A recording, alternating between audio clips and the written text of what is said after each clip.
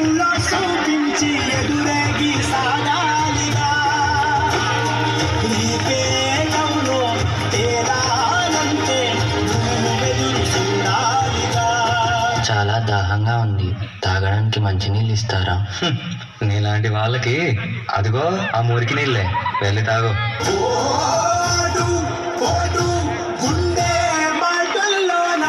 మనుషుల్ని మనుషుల్లా చూడండి, పశువులా కాదు.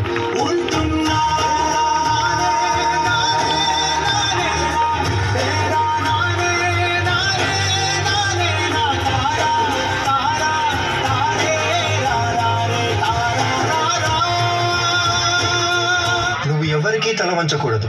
నీ చదువు నీ మార్గం కావాలి, విజ్ఞానమే నీ ధనం కావాలి. నీ వాళ్ళ కోసం నువ్వు ఒక దీపంలా నిలవాలి. నీ కృషి, పట్టుదల, దీక్ష మన భారతానికి రాజ్యాంగం కావాలి. ఇప్పటి నుంచి నీ ఇంటి పేరు నా ఇంటి పేరు అవ్వాలి. అందరూ నిన్ను అంబేద్కర్ అని పిలవాలి. సరేనా భీమ్రావ్?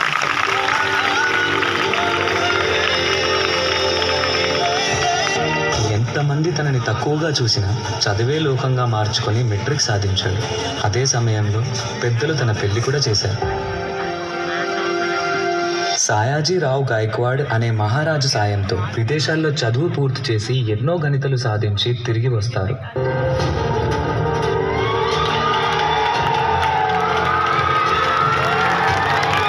ఎన్ని సంవత్సరాలు గడిచినా ఈ ప్రజలు మారలేదు, మా బ్రతుకులు మారలేదు. ఎలాగైనా మా తలరాత్రులు మార్చే దేవుడివి నువ్వే కావాలి బాబా.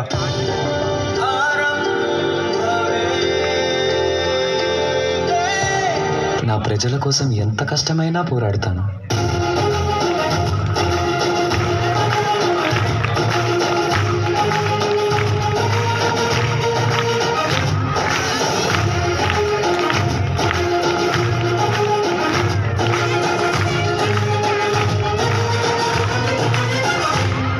భారత రాజ్యాంగం యొక్క మూసాయుధ కమిటీ అధ్యక్షుడిగా మిమ్మల్ని ఎన్నుకోవడం మాకు చాలా సంతోషంగా ఉంది.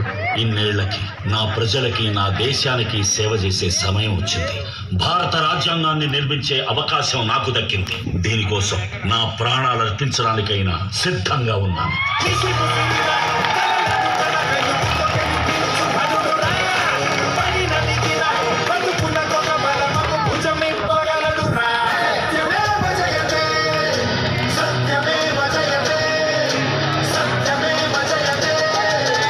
అంబేద్కర్ని ఒక ప్రాంతానికో, ఒక కులానికో, ఒక మతానికో పరిమితం చేయలేము.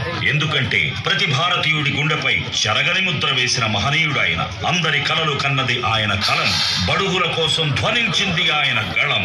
భారతదేశంలో రాజ్యాంగం ఉన్నంత వరకు ఆయన మన మధ్య బతికే ఉంటాడు.